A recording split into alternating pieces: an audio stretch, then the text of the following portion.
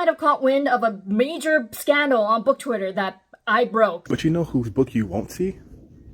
Cait Corrain's. What's wild to me about the entire Cait Corrain situation is the fact that she had everything going for her debut, and she still felt the need with other debut authors' careers. So, Cait confessed to everything. Hi, welcome back to my channel. I'm Kyla, and today we're going to be discussing how an author absolutely pulverized her blooming career before it even really started. And something you may not know about me is it's clear right now, but I actually love books. I love fanfic as well, which will come into play later on with this. And one thing about me is I love book talk and book Twitter drama. So our story kind of starts back in April of 2023, but it didn't really pop off until December of 2023 when an author named Cait Corrain was gearing up to have her first novel debut in 2024. But all of that came crumbling down when she was outed for having multiple fake Goodreads accounts, which she was using not only to boost her own ratings of her book and add it to a bunch of lists, but also to take down fellow 2024 debut authors by review bombing their books with negative reviews. And the plot kind of thickened a little bit more with that when people noticed that majority of the authors who Cait had targeted with the negative reviews were authors of color. Cait was of course found out pretty quickly, so we're gonna discuss the shit show that transpired that crossed worlds from debut authors all the way to the Reylo fanfic community. Just an introduction to who Cait is and sort of the background of the situation. Cait Corrain was a promising debut author whose career could have been on an amazing trajectory had she just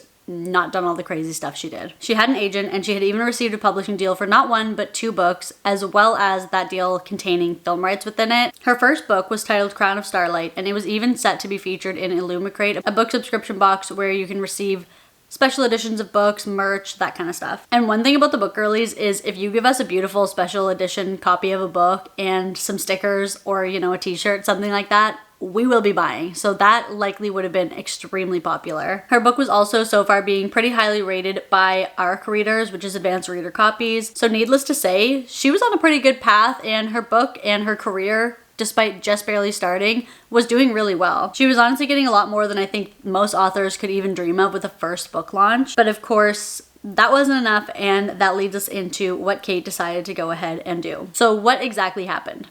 Someone was creating fake Goodreads profiles to positively review Cait's book. They also decided to go as far as to review bomb other 2024 debut authors with negative reviews on their book. And the accounts also seemed to be liking each other's reviews and upvoting them on 37 different Goodreads lists, which is quite a coincidence, isn't it? Now, obviously, as I'm sure this is surprising to no one, it didn't take long for the other debut authors to notice that they were getting negative reviews. I mean, they're just starting out their career. Of course, they want to see what people are saying. Goodreads is definitely more for readers than for the writers themselves. But of course, I mean, I feel like if I wrote a book, I would definitely not be against signing in every now and then to see what people are saying, especially if it is your first book that you have launching. And this drama didn't just pop up out of the blue, actually. An author by the name of Corrain, I apologize if I pronounced that wrong, but I will have all their stuff linked down below as well, was the one who eventually did break the news about everything that happened with Cait. But in their TikTok post about it, they noticed that the situation actually started back in around April of 2023. That is when the positive reviews and negative review bombing initially began. Many of the authors that were targeted actually didn't want to go public, which is why this took so long. They were hoping to resolve it in private. So according to Corrain, some of them even did contact Cait privately about the situation, and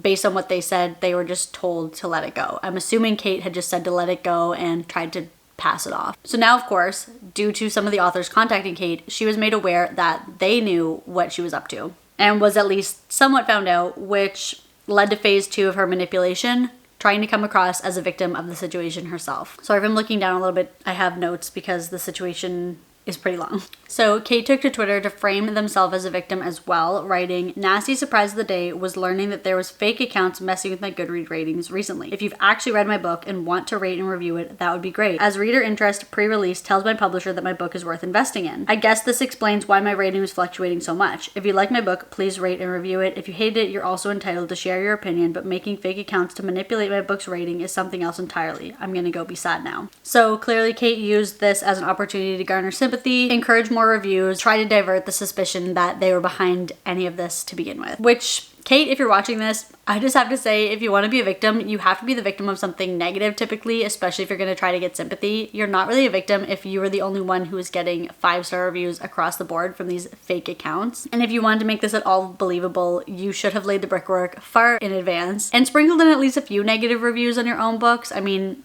It's only fair, right? Now, this led to Sharon subtweeting on December 5th about the situation. At this point, knowing it was Cait, but trying to give Cait a chance to resolve it in her own way, or at least stop the behavior going forward. And so they wrote, if you as a debut author are going to make a bunch of fake Goodreads accounts, one-star bombing fellow debuts you're threatened by, can you at least not make it so obvious by upvoting your own book on a bajillion different lists with those same accounts? And that tweet went viral, of course, because I mean, it's book Twitter. If there is author drama, they want to know about it, and they are definitely going to armchair detective their way into finding out who did it. Sharon also tweeted that they are not going to release the proof that they had, but essentially using this as a way to, I don't want to say threaten because that sounds really intense, but as a means to basically say to Cait, you have a chance to stop this right now, but I do have proof, and if you're not going to stop, I'm going to do what I have to do.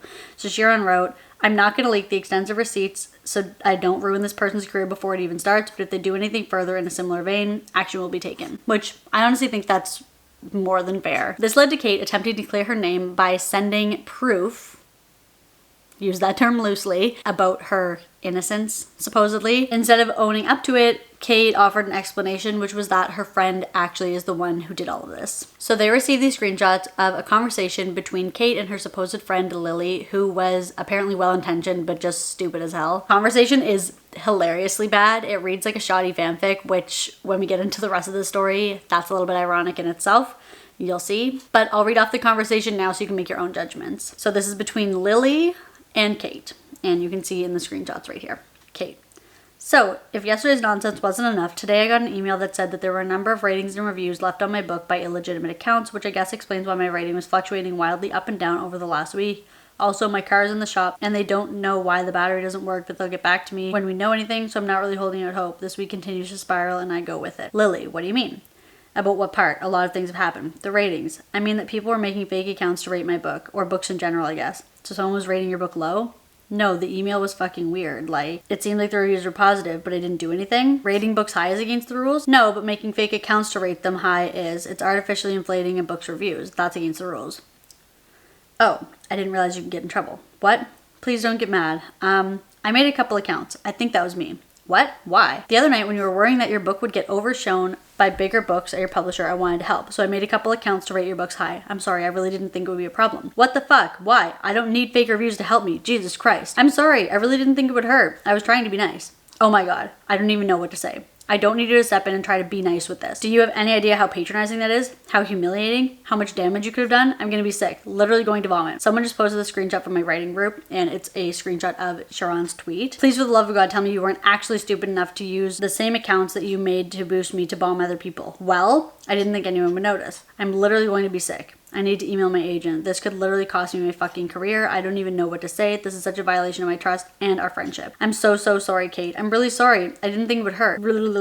How could it not hurt? Who the fuck did you go after? It was just the books you said you were worried would bury yours on social media. Wicked Gods and Fate Inked in Blood. You went after people at my imprint, in my debut group. Do you have any idea how much this could have cost me? I could lose my deal. I could lose everything. If this is what Sharon was talking about, I'm going to kill you. All day I've been sitting here worried that someone was review bombing me, only to find out that I wasn't the victim of a review bombing campaign, but instead someone I trusted and considered a friend. I really thought I was so insecure and helpless that I needed you to step in and level the playing field. I'm so sorry. I didn't think people would think it was you. I tried to make the accounts look real. I don't even know what to say. That somehow makes it even worse. Seriously, what the fuck, dude? I trusted you. I told you about stuff I was insecure about, and you literally turned right back around and pulled this shit. You understand that we're done here, right? I really didn't mean to hurt you. I was trying to help. God, I can't even keep talking to you. Like, what the fuck? I'm so sorry. I don't care. It was such a shitty thing to do. Is there anything else you want to tell me? Anyone else you targeted? Just for shits and giggles. Any other people you wanted to destroy in my name? There were a couple other books I left some reviews on to try to make it look less obvious. Names. Who? I don't know. Just some other people on the debut list that I saw getting a lot of buzz. I just wanted to help. This is psychopath behavior. I'm sorry. I was only trying to help. You keep saying that. I think we're done here.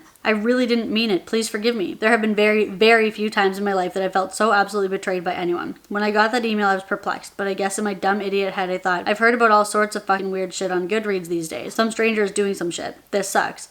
God, maybe I'm just as stupid as you that I didn't read closely enough. But even if I had, I never in a billion years would have thought it was someone I considered a friend. I hope you never have someone fuck with everything you've worked to build because they think you're such a shallow, petty person that you need others to fail for you to succeed. You have hurt me, you've humiliated me so badly that I want to myself. This was the absolute last thing I needed. How could you do this to me? The way she's so close to the point, but still not getting that, like, she's talking to herself. I'm so sorry. I'm so sorry. Off rotten hell. Don't ever speak to me again. And then, 10 minutes after Cait's message was sent, Lily decides to go through a villain arc. Actually, no. I'm not sorry. I was just trying to help. Yeah, I messed up, but I was trying to be a good friend. It's not that big a deal. And if it is, maybe you should try being nicer. If your career is so fragile that something like this could break it, then maybe I should keep going. And then shows a create Goodreads account. You're not better than me. You're just insecure and pathetic, and your book is terrible. I was trying to help you because I felt bad for you. You're gonna regret this. And then a Google email that's being created in Cait's name. Smiley face. LOL, your move. I literally can't take this seriously. As I'm sure you can imagine, Sharon got those screenshots and was like, I don't believe that at all. So they asked Cait for any more proof that this person existed, specifically proof dating back to April conversations when this had all started. Because the reviews didn't just start that week or that month. They had started back in April of last year. So of course, Sharon's like, this only makes sense if you have conversations dating back with this person and maybe you talking about authors or really anything. I think at this point, Sharon would have probably even accepted conversation just proving that this is a real person, because obviously the screenshots do not read like a real conversation at all. I mean, the fact that Lily went from very apologetic to a full villain arc that quickly, clownery. And Sharon also pointed out that they noticed after the fact, they didn't notice this initially when speaking to Cait, but the timestamps as shown here, some of them are messed up. So it'll go yesterday, today, yesterday, which is just further proof that these are doctored images, and badly done at that. And Sharon wasn't the only author who was disappointed by the situation and decided to subtweet about it, not calling out Cait by name, but just referencing their disappointment in the situation. This is a tweet from an author, Bethany Baptiste, and it says, strangers want to know so that y'all don't support that author while simultaneously not supporting the debuts affected anyway. That's why nobody's saying anything right now. This is hot tea for y'all. Meanwhile, debuts have to deal with an albino snake in the henhouse. Let us process this. And this will come into play in a subplot that later transpired, but keep in mind the time of Bethany's tweet is 6:53 a.m. on the 6th of December 2023.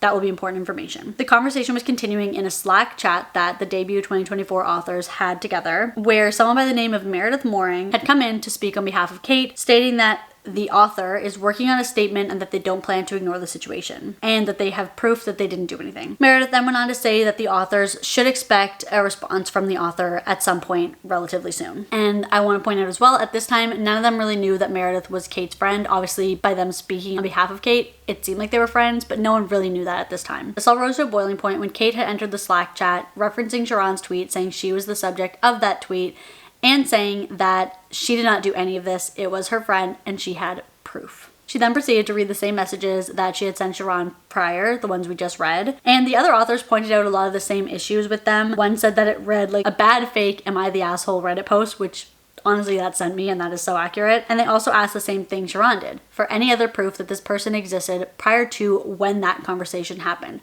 Preferably proof dating back to April of 2023 when they had all noticed this started. They also asked for this friend's Discord, which had apparently been deleted. Their Twitter, also deleted.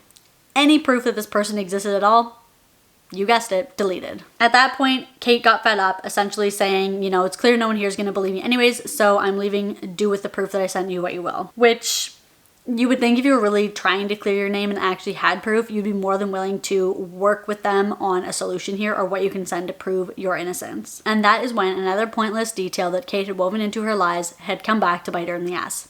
The Reylos. Now if you're like, what even is that? The Reylos are a fandom of people who love Rey and Kylo Ren, who are really popular people in Star Wars, often reading and writing fanfic about it. And Cait claims that that's actually how she knew Lily, because Cait was a pretty big writer in the Reylo fandom for a little while. Well, the Reylos were absolutely having none of that. They wanted no part in this, and they came in clutch with the receipts, many of them saying they referenced all of their Discords and chats and have never heard of a person named Lily or Lemonado, which was Lily's apparent username, in any of the chats that they had. One of them came forward saying they used to be friends with Cait, and another stating that they used to edit their fanfic work and they know Cait's voice distinctly, which further solidified that it was in fact Cait behind the fake messages and the Goodreads reviews. One of them even said, and I'll put the screenshot of the tweet here, just a thought, when fabricating an account in an established fandom, perhaps consider that some of us keep historical backlogs of every tweet mentioning said fandom. I searched 1.8 million tweets from 2015 to 2020 relevant to Reylo and The Last Jedi. There is no Lemonado. They also posted a full screen recording of the search with file information. They noted that the spreadsheets had not been modified since early 2021, meaning that not only would they definitely contain Lemonado in them, but that there's no way that they were edited after the fact in order to essentially make the proof fit with the accusations against Cait. And can I just say, I love this so much, and Internet Archives would be nothing if not for fandoms. Two of the biggest Reylo fanfic writers had actually gone on to become published authors themselves, and they were two of the main people who were targeted by the negative review bombing that Cait did. One of them, Tea Guanzon, I'm sorry if I pronounced that wrong, I will again, I'm having all the authors that were impacted by this linked down below, and I'll go over their books at the end as well. She was especially slighted because her and Cait had actually been friends for years. They even met in real life. She had even given Cait's book a glowing and heartfelt endorsement in USA Today and the New York Times. Cait proceeded to rate her book 2 stars from multiple fake Goodreads accounts. According to Chiron, Cait also asked them for a blurb while simultaneously rating their book 3 stars, and they said themselves that they don't feel like as much of a victim because 3 stars really isn't that bad. But I will say that no matter what the rating was, it is so unfair to the authors who work really hard on their books to unfairly inflate or review bomb negatively their numbers. I'm sure some people do review books unfairly or without having read or finished them, but to create multiple accounts and inflate your own numbers while simultaneously trying to harm the success of your fellow debut authors is something else entirely. And it's extremely unfair even if some of the false reviews were a little bit more favorable than others. Now, while the Reylos were absolutely popping off on Twitter, the writer Slack chat had a subplot of its own forming, and it was a deflection. Meredith, Cait's friend, had tweeted out, "It's really disappointing that other authors immediately stoop to making fun of my albinism in call-out posts. Having albinism is a disability. It's the reason I'm blind. You can dislike me if you want to, but you aren't helping anyone when you make jokes about me being albino." And thus began a deflection of what Cait had done and an attempt to center Bethany, a disabled black woman, as the villain in the story. Meredith had also messaged the writer Slack directly and said, "I would appreciate if you guys could refrain from calling me albino snake on social media. I do have albinism. Albinism is a disability. It is the reason I'm blind and the reason I have a guide dog, etc. I'm not angry at anyone for doing this, but I personally think it does not help anyone involved to resort to name calling, especially when people with albinism are harassed and discriminated against for having this condition. You guys may not agree with my assessment of the situation, and that's fine. You don't have to. I guess I thought the folks in this group were more courteous than that. I will not be sharing the name of who did this because I honestly don't want anything negative to happen to them." So remember how I said to pay attention to the time of Bethany's tweet? It had actually occurred a few hours before Meredith had initially entered the chat to speak on behalf of Cait. Before they even knew Meredith was friends with Cait, before they knew Meredith was at all involved in the situation. Sorry if you can hear, I think that's like my water heater or the heating starting up. I apologize. Now, I really can't comment on whether saying albino snake is ableist or not. I am an able-bodied person who has really no place to comment on that. But I will say, this is from Bethany's own explanation. Snake in the hen house is an extremely popular saying, especially in the South. Bethany also explained that where she's from, deceptive white people are often referred to as albino snakes. Snake being what you typically call someone who's deceptive, and albino just being a way to refer to a white snake, which is something that you actually can find in the wild, such as these cute little pictures here. So Bethany then had to make a thread about the situation, especially because the news articles discussing the situation with Cait had started to center Bethany as an ableist person instead of focusing on what Cait had actually done, saying things like there is something shady going on in the writer community and making reference to Bethany now, which is extremely unfair but sadly not surprising at all. Even if someone does have an issue with her tweet, I mean, everyone is entitled to their own opinion, but to take the attention that is on Cait for the issue that she caused and then to center Bethany as a target in that issue is not fair. It isn't fair to center Bethany in the issue that Cait caused and at this point hadn't suffered any consequences from. Pending though. So this is Bethany's thread that she had to make about the situation. "This morning I called a white debut who targeted myself and other debuts an albino snake in the hen house. In a subtweet by an author with albinism and by multiple people, I was accused of being ableist and she believed that I was calling her out specifically because she's friends with the white debut in question. Let me break this down for y'all. 1. You know a deceptive person can be called a snake. 2. You know an albino snake is a white snake that exists in nature. 3. Where I'm from, black folk call deceptive white folk albino snakes. 3. A snake in a hen house is an old southern saying which means a traitor is in our midst. So by combining the two, albino snake in a hen house, it means a white deceptive person betrayed us." And that also, I want to pause right there because that may even still seem like, oh, well, why would you need to bring Cait's race into it? The reason for that is that Cait displayed blatant racism in the authors that she was negatively review bombing, and we will get into the fact that she was well aware of that and it was intentional. Most of her negative reviews were primarily targeted towards authors of color. So that's why it's relevant in this situation. 5, however, I'm accused of falsely calling out an author with albinism and joking about albinism by multiple people because apparently the white debut is close friends with the author with albinism and the latter believes I was calling her out because they're friends and thinks that I think she's involved. No, I didn't know they were friends. I was explicitly talking about the white debut. I was not joking about albinism or disabilities. It's not ableism to compare a white person to an actual animal and to use an old saying to drive home the deceit. What I do know is you accused me of being ableist to deflect from the fact that your bestie fucked up. I told you to delete the subtweet saying I was calling you an albino snake because you damn well know that's not what I meant. And guess what? You deleted it. You made yourself a victim in the situation that you had nothing to do with. Then you lied and made it seem like the disabled channel was locked because I apparently made other disabled feel unsafe by my albino snake comment. And guess what? They informed everyone that the lie detector test determined that was a lie. You told a bold-faced lie to deflect and try to protect your friend. You used your white victimhood to try and accuse me of something, and I will not stand for it at all. Then you had the nerve to say that you're disappointed in me. No, sweet pea, you're manipulative AF, but it didn't work because other debuts backed me up.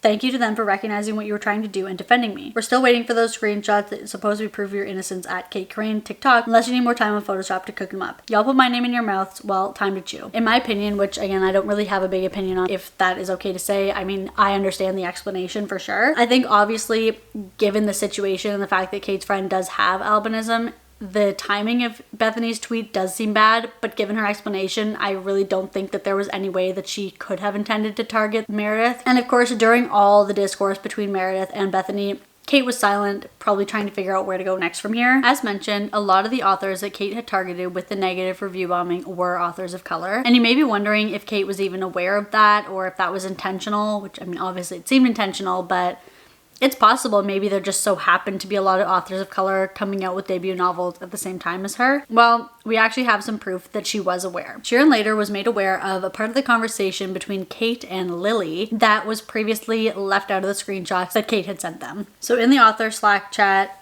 Cait had said, "You're right, but I will say that my jealousy wasn't specific to people of color authors. I felt intimidated by another white author at my imprint too. It's still wrong that I felt that way at all. I will absolutely own that." So Lily, who we all know now to be Cait, had said, "I just remembered something important. A lot of my bad reviews were for people of color authors. When the call out post eventually comes for you, they'll call you a racist too. You're welcome, bitch." And the irony of the messages between Cait and Lily, where she is so self-aware of how insane this behavior is, but yet somehow still doesn't apply those same feelings that she's expressing to Lily against herself, is just wild to me. But as you can see by her own admission, she was aware that it came across as racist, that it was racist. So it's really hard to then say, oh, well, she didn't know, or it was just coincidence. She had the forethought to kind of plan out that part of the conversation with Lily. I think she just left it out because she knew that that looked honestly pathetic. And Cait had also used some names in the fake Goodreads profiles that were clearly intended to sound of different ethnicity, such as Oh Say Young, which was used to post reviews on Molly X Chang's book. In my opinion, her initial idea was to do that so that she wouldn't look like just a white person targeting people of color books. So she was trying to seem like a person of color herself who was writing the reviews, which makes it even worse because again, that just further solidifies that she knew it was racist and was trying to make it seem less racist, I guess. And she also made it seem like she cared about race inclusivity in her book by including a black side character, and she was intending to commission a black artist to draw that side character, but she did ghost them, which is probably for the best, seeing how everything turned out. And that brings us to the consequences. A lot of the time, I find people can never really truly be canceled. We have seen people do some horrendous stuff on the internet and still have a career afterwards, still be able to make money and profit. But Cait's actions did thankfully have consequences. Her agent dropped her and her publishing deal was also canceled, as well as her Lumicrate subscription box, which I honestly feel like that is about as canceled as Cait can get. However, I've also heard, I can't confirm this for sure, but I did hear it across one of the TikToks I watched about the situation that Cait Corrain was a pen name. And even if it isn't, she could potentially use a pen name to come out with future books. Although she would likely have to self-publish because I can't see any publishing companies wanting to work with her after this, at least not anytime in the near future. So Cait did eventually go to Twitter to apologize, if you can even call it that, more so to explain her side of the behavior. And so she said, "A sincere apology. I know this is long, but it's because I'm trying to own and openly address every aspect of what I did." And I'll read that here now. So, "Dear friends, family, readers, fellow authors, and members of the publishing community, since June 2022, I've been fighting a losing battle against depression, alcoholism, and substance abuse, the full scope of which I've hidden from everyone in my life out of shame and a misguided belief that with the right medicine or enough therapy, I could beat it. In late November 2023, I started a new medication, and on December 2nd, 2023, I suffered a complete psychological breakdown. During this time, I created roughly 6 profiles in Goodreads, along with 2 profiles I made during a similar but shorter breakdown in 2022. I boosted the rating of my book, bombed the ratings of several several fellow debut authors and left reviews that ranged from kind of mean to downright abusive. Two of those authors, Molly X. Chung and Danielle Jensen, are fellow Del Rey authors. That's her publishing company. Was. Camilla Cole and Bethany Baptiste just happened to be on the wrong Goodreads list at the wrong time. I felt no ill will towards any of them. It was just my fear about how my book would be received running out of control. My memories of this are extremely fuzzy, so it's possible there are a couple other authors. If so, please know I take full ownership of what I did to you as well. I'm sorrier than you'll ever know. There's nothing I can say to erase what I did to you. When I was slapped on the wrist by Goodreads and vague tweeted by a handful of people, I panicked that my secret was about to get out, and rather than taking responsibility for my actions, I tried to cover my tracks. Still in the middle of this breakdown, I made up the world's sloppiest chat with a non-existent friend who was supposedly to blame and sent fake apologies to the actions of said friend, which only made things worse. I betrayed the confidence of my agent, my pub team, my readers, and my friends, and betrayed my own deeply held values. I also dragged one of my dearest friends and fellow debut authors through the mud with me when she came to my defense. I'll leave her name out of this as to not pull her in even deeper. However, if she wishes to come forward, I'll apologize to her publicly as well. Let me be extremely clear. While I might not have been sober or of sound mind during this time, I accept responsibility for the pain and suffering I caused, and my delay in posting this is due to spending the last few days offline while going through withdrawal as I sobered up enough to be brutally honest with you and myself. I know some of you won't forgive me, and I recognize that you're not required to. No one ever wants to be judged by their worst actions, but that's not always up to us. I'll be reaching out to everyone directly impacted, though that may take some time since I'm checking into an intensive psychiatric care and rehab facility, which means I'll mostly be off social media as I need to give 100% to the program if I want it to stick. All I can do going forward is try to live my life the way that shows you that these aren't empty words. Yours, with so much love and the utmost heartbreak, Cait Corrain. So I have a few issues with this apology. I feel like I always do, but the main thing is the lack of addressing, one, the racism. That's like the biggest part of this that there was completely no mention of, but also like the timelines and just kind of passing the buck. So she said that everything started back in 2022 and then again in December, making no mention of the fact that the Goodreads reviews from this recent call out started in April of 2023. So she's saying the breakdown was on December 2nd, but yet this all started months and months before that. And then to say that the other authors were just on the wrong list at the wrong time, again, just seems so manipulative. I don't know. I just find that such a weird thing to say. She says that she's taking full ownership, but she's not acknowledging who she actually did this to. She didn't mention them. She mentioned two of them that are from her publishing company, but really none of the others. There's more than 4 authors who were impacted by this. And for her to say possibly a few others, the details are fuzzy, it just shows a complete lack of remorse and lack of understanding in what she did and how to properly own up to her behavior. The other thing is that Sharon actually did compile a doc that was published to Twitter with 31 pages of evidence that showed what books and authors were most impacted. So it really would not have been that difficult for Cait to go on and figure out who she hurt so that she could properly apologize to every single one of them, which is the only way that would have been at all okay, I think.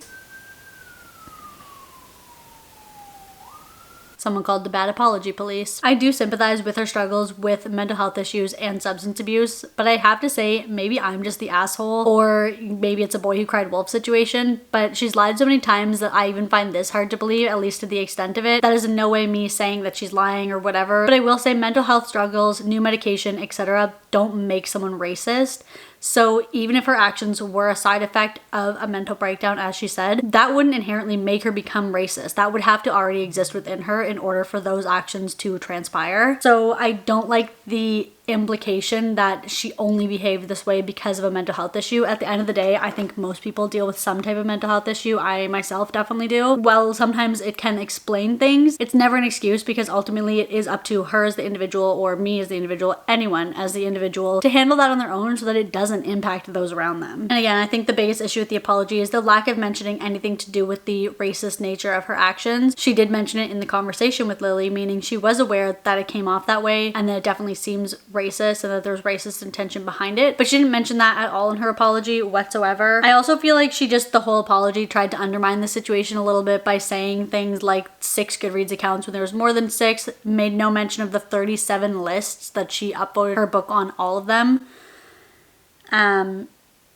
And to say there may have been others when we all know there were others who were impacted by the situation. So that is the story of how an up-and-coming author who was on the path to victory had completely self-destructed her writing career before it even really had a chance to take off. And how authors and fandoms alike came together to expose the true nature behind her utter bullshit. I do want to take a moment here to showcase the books that were most impacted by Cait's actions. Honestly, I think their books must be pretty damn good if Cait felt this threatened by them, so I'm definitely going to check out some of them, but I'll put them up here on the screen, and I'll have have all of them linked down below as well. So we have The Poisons We Drink by Bethany Baptiste, So Let Them Burn by Camilla Cole, To Gaze Upon Wicked Gods by Molly X. Chung, Voyage of the Damned by Frances White, Mistress of Lies by K.M. Enright, The Gods of Hunger by R.M. Virtues, and Iron Widow by Sharon J. Zhao. So again, all those will be linked down below, as well as the author Twitters in case you just want to go follow them. Maybe you can't get their book right now, but you want to see what other work they're up to. They'll all be linked down below. And thank you so much for watching. I hope you enjoyed this one, and I'll catch you in the next video.